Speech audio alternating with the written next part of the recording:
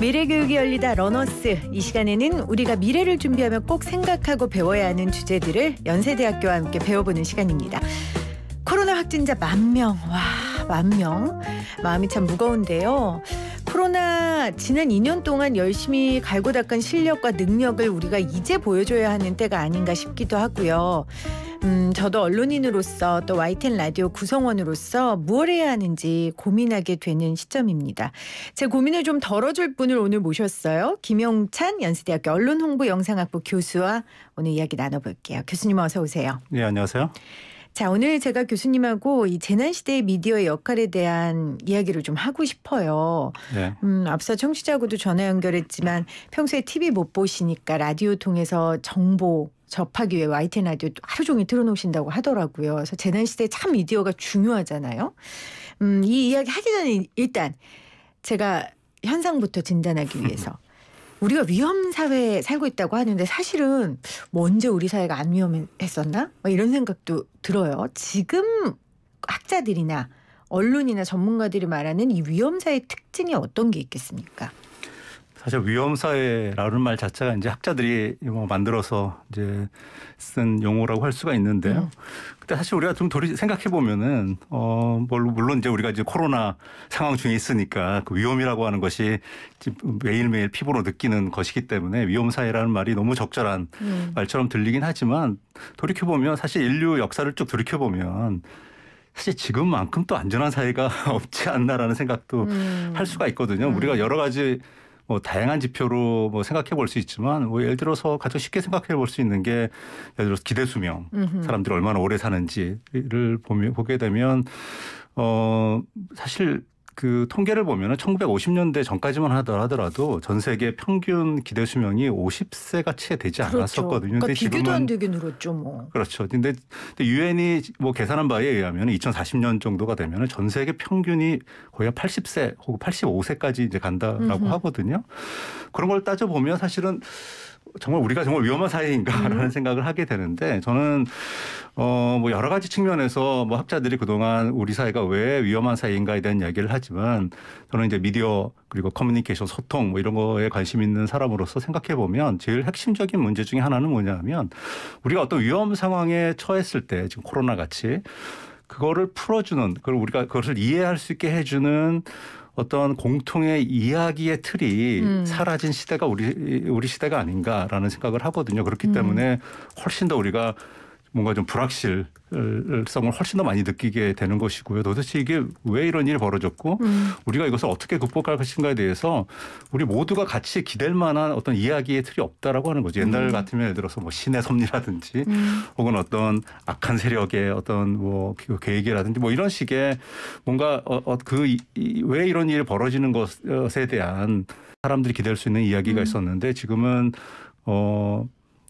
결국 개인이 스스로 여러 가지 정보들을 수집을 해서 스스로 이야기를 만들어 나갈 수밖에 없는 굉장히 그렇기 때문에 불안감이 더 커질 수밖에 없는 그런 시대이기 때문에 우리가 이것을 특별히 위험사회라고 부르는 것이 아닌가라는 생각을 해봅니다. 그러니까 인간의 이성과 기술과 과학이 발전함에 따라 오히려 주어지는 위험은 줄어들었잖아요. 그래서 여러 가지 그거는 어떤 지표를 쓰느냐에 따라 다르긴 한데 예를 들면 과거에 우리가 속절없이 맞이했었던 위험들을 어느 정도 예측도 하고 어느 정도 대응도 하고 그렇죠. 자연 위기라든지 이런 부분이 있어서 물론 새로운 위험들이 닥치긴 했지만 그런데 오히려 공통의 이야기의 틀이 사라져 버려서 기술과 과학의 발전을 해서 막을 수 있는 일조차도 오히려 막을 수 없는 그런 역사적인 시대가 된 게 아닌가 저는 그런 생각을 좀 해보거든요.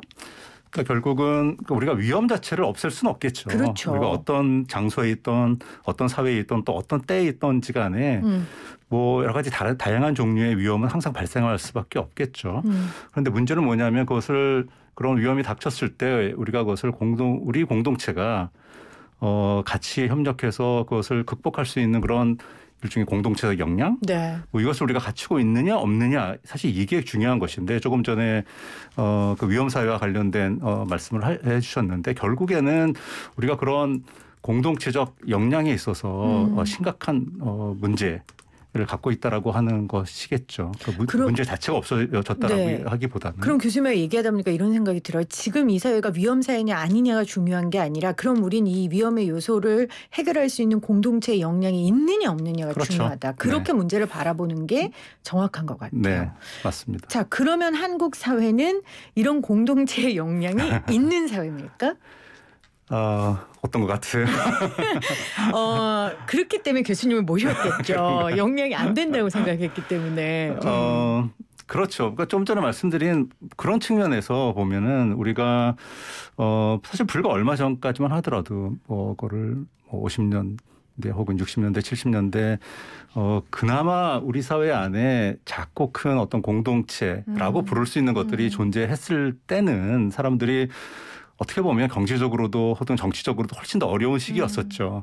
그럼에도 불구하고 사람들이 뭔가 기댈 언덕이 있었다라고 하는 것이죠. 예를 들면 그때 일종의 조금 그것이 이제 점점 허약해져 가는 그런 과정이 있긴 했지만 지역 커뮤니티라고 하는 것이 여전히 존재했을 때가 있었고, 네.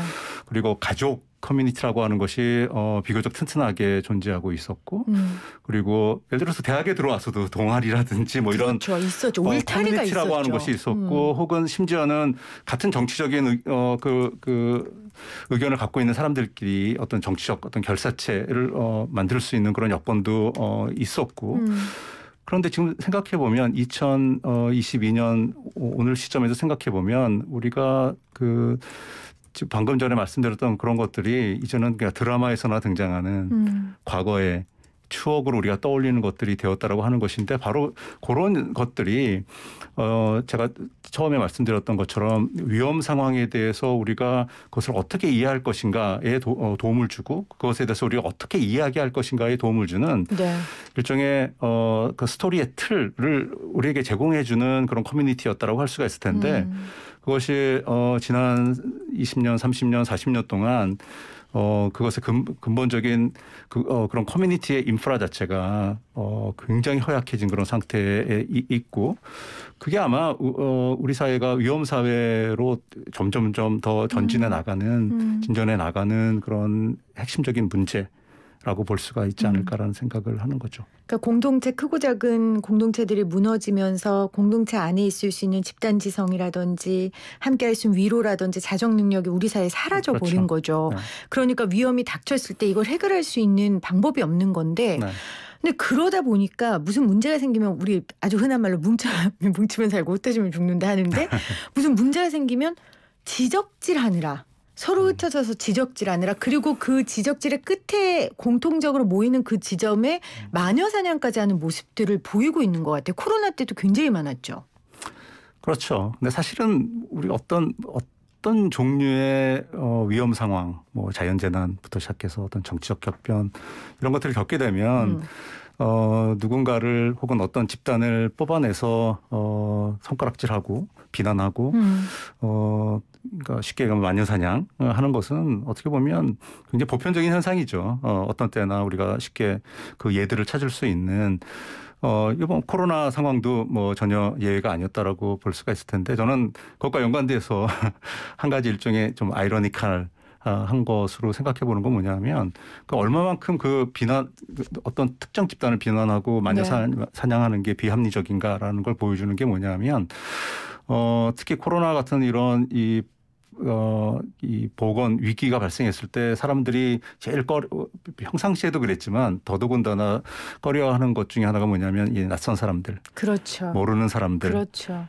이런 사람들에 대한 두려움, 혹은 심지어는 그것이 더 이제 강화가 되면 혐오, 이런 것들로 드러나는데, 한번 생각해 보세요. 우리가 누구에게 감염이 되나요, 주로?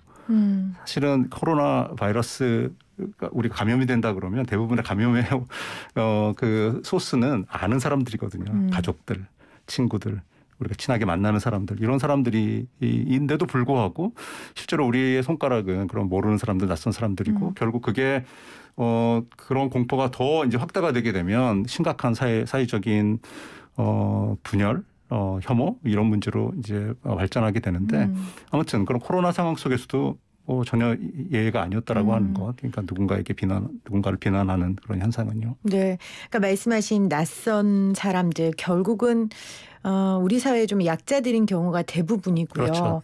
그래서 뭐 중국 폐렴 뭐 이런 말도 있었고 또 이태원 클럽 확진자의 경우에는 이제 성소수자들을 향한 손가락질이 좀 많았던 것을 우리가 좀 알 수 있게 됩니다.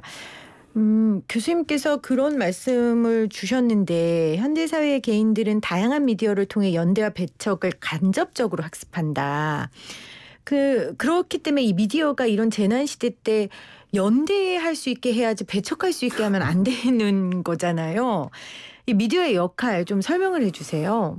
네, 지금 연대와 배척 그러니까 두 단어를 쓰셨는데 뭐 이걸 재밌다라고 하면 좀 그렇긴 하지만 실제로 우리가 이런 재난 상황과 관련된 그런 연구들을 보면 꼭 연구가 아니더라도 뭐 미디어 기사라든지 우리가 쉽게 접하는 이야기들을 보면 되게 재난 상황이 처하게 되면 사람들이 굉장히 이율배반적인 모습을 보입니다. 한편에서는 평상시보다 훨씬 더 사람들이 착해져요. 그러니까 주변의 사람들에게 더 호의를 베풀고 뭔가 어떤 그러니까 그야말로 연대감 이런 걸 그것을 서로 느낄 수 있는 그런 행동을 보인다라고 하는 거죠.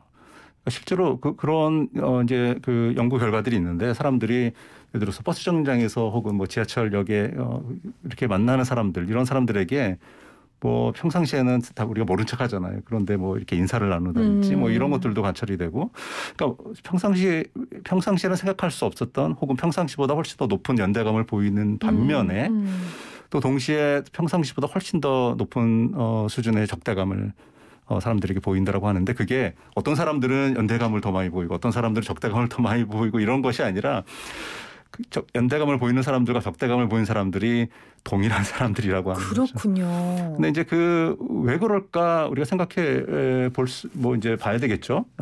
근데 이제 여러 가지 그것을 설명해 주는 또 이론들이 있는데 그것들이 공통적으로 얘기해 주는 것이 이런 겁니다. 그러니까 사람들이 재난 상황에 위험 상황에 처하게 되면 불확실성이 높아지죠. 그렇죠. 그러니까 뭔가 불안하고 이거 어떻게 해야 될까 막 그렇게 불확실성이 높아지기 때문에 자기들이 조금이라도 좀 안정감을 느낄 수 있는 익숙한 것에 더 집착하고 몰두하는군요. 집착하는 경향이 있어요. 그래서 자기가 원래부터 이렇게 평상시에는 별로 이렇게 소속감을 느끼지 않았던 집단에 그러나 멤버십을 갖고 있는 그런 집단에 더 이제 결속력을 충성심을 높인다든지 그런 모습을 보이는 것이거든요.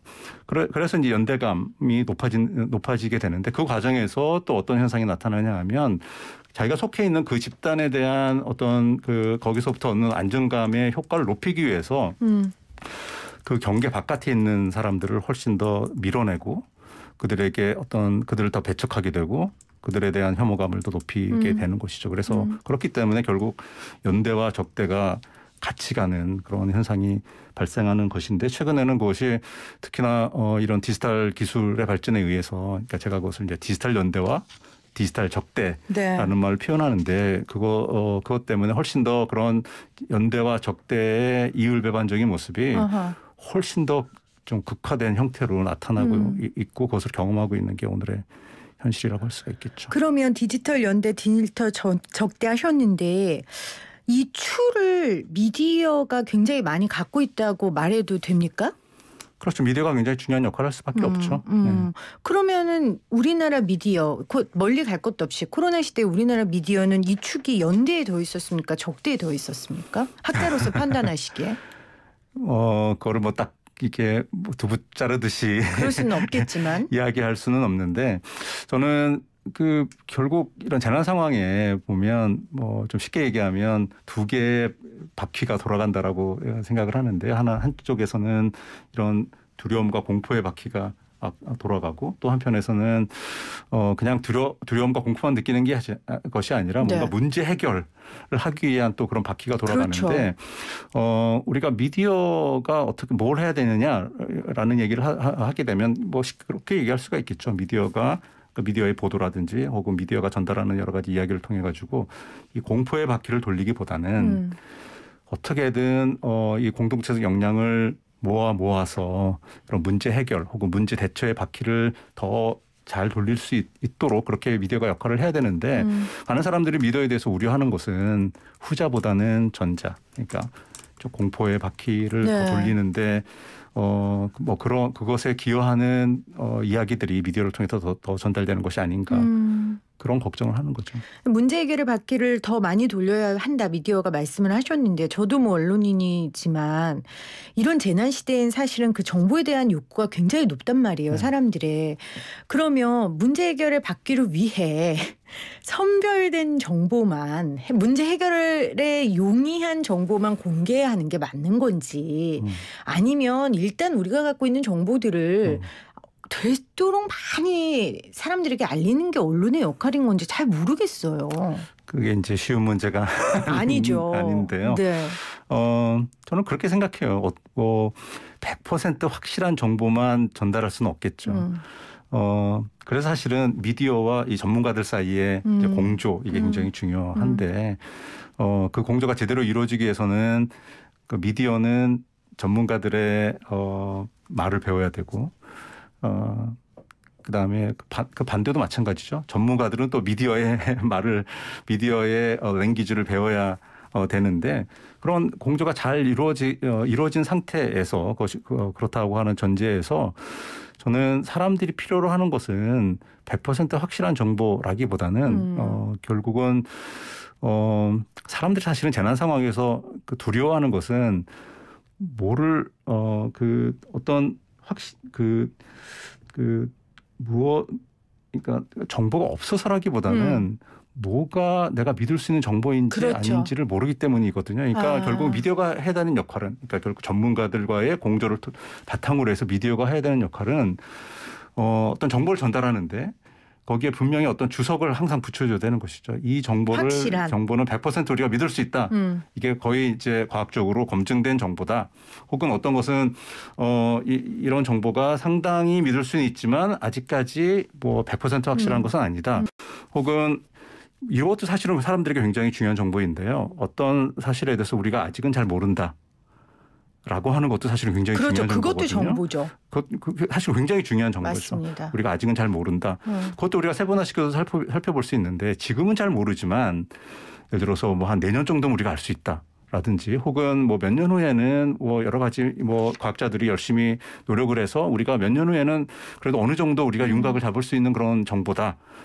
혹은 이거는 우리가 오랜 시간이 지나도 사실 알 수 없는 거다라고 하는 것들을 알려주는 것이 굉장히 중요한 것이죠. 그래서 파편적인 정보를 전달하는 것도 중요한데 방금 제가 말씀드린 것을 좀 종합해서 말씀드리면은 결국은 정보의 지도를 그려주는 것. 정보의 그러니까 지도. 얼마나 확실한 것인가, 확실하지 않은 것인가, 뭐 혹은 우리가 모르는 것, 얼마나 모르는 것인가라고 하는 것들을 이런 좌표를 지정해 주는 것. 네. 이게 사실은 미디어가 해주는 것이니까 다 아는 것처럼 맞아요. 확실한 것처럼 전달하는 것이 아니라 그렇게 지도를 그려주는 것 자체가 사람들에게 굉장히 안정감을 주게 되는 것이거든요. 원래 어설프게 아는 사람이 아는 척하는 것처럼 용감한 게 없거든요. 위험하고 말씀하신 것처럼 언론은 모든 분야의 전문가가 아니니까 각 분야의 전문가들의 얘기를 가지고 지도를 그려주는 역할을 하는 게 굉장히 중요하다라는 생각이 듭니다.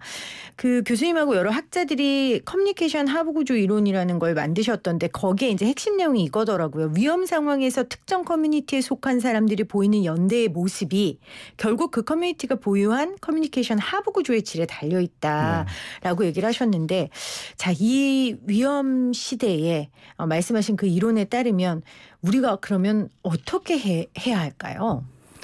그 커뮤니케이션 하부 구조라고 하는 게 다른 것이 아니라 결국은 뭐 계속 오늘 말씀드리는 것이긴 하지만 문제가 없을 수는 없죠. 그렇죠. 그러나 이제 그 문제를 우리의 문제로 우리가 같이 소통할 수 있느냐 없느냐. 라고 하는 게 이제 가장 핵심적인 이슈라고 하는 것인데 예를 들어서 우리가 어떤 같은 지역에 살 수도 있고 혹은 어떤 같은 조직에 뭐 YTN 같은 어떤 같은 조직에 속해 있을 수도 있는데 거기 그런 집단이나 혹은 지역이나 그곳에 있는 사람들이 어떤 특정 이슈에 대해서 이게 우리의 문제야 라고 같이 합의를 할 수 있는가. 이게 사실 그게 공감의 시작이잖아요. 그렇죠. 근데 그게 맞아요. 생각보다 쉽지 않아요. 네. 근데 그러기 위해서는 그 밑에 일종의 우리가 인프라라고 하는 것은 우리가 뭐 무슨 뭐 전력이라든지 뭐 수도라든지 그러니까 사람들이 살아갈 수 있도록 도와주는 어떤 하부 구조잖아요. 근데 우리가 이게 우리 문제야. 라고 하는 어떤 공동체적 합의를 만들어내기 위해서는 그 밑에서 막 움직이는 어떤 소통의 인프라라고 하는 것이 필요한데 우리가 그것을 갖추려고 하는 노력을 얼마나 해왔는가라고 하는 그게 이제 우리가 생각해 봐야 되는 중요한 문제고요. 그것이 제대로 갖춰진다 그러면 문제가 닥치더라도 그 문제를 우리가 이게 우리 문제구나라고 같이 공동의 인식을 하고 그리고 나서 그것을 토대로 해서 그럼 우리가 이 문제를 해결하기 위해서 같이 무엇을 할 것인가, 그러니까 공동의 문제 해결, 해결 방법 이런 것들을 끌어낼 수 있는 것. 이것도 결국은 소통, 원활한 활발한 소통이 없이는 불가능한 것이죠. 그래서 그런 것들을 가능케 해주는 것이 이제 커뮤니케이션 하부 구조 혹은 커뮤니케이션 인프라라고 하는 것인데 결국에는 우리가 그것을 어떻게 구축할 것인가라고 하는 게 우리 사회에 주어진 숙제이고 네. 이 코로나19 상황이 우리에게 던져주는 그렇네요. 과제네요. 과제라고 정말. 할 수가 있을 것 같습니다. 그러니까 우리가 우리의 모습을 담을 수 있는 소통의 그릇을 만드는 게 재난시대에 굉장히 중요하고 무엇보다 그 그릇의 역할을 미디어가 좀 해줘야 한다라는 중요성을 말씀해 주셨습니다. 또 코로나 시대 잘 보내고 더 연구하셔서요. 교수님 오늘 던져주신 그 과제에 대한 답을 또 해주시기를 바랍니다. 알겠습니다. 오늘 인터뷰 고맙습니다. 네, 감사합니다.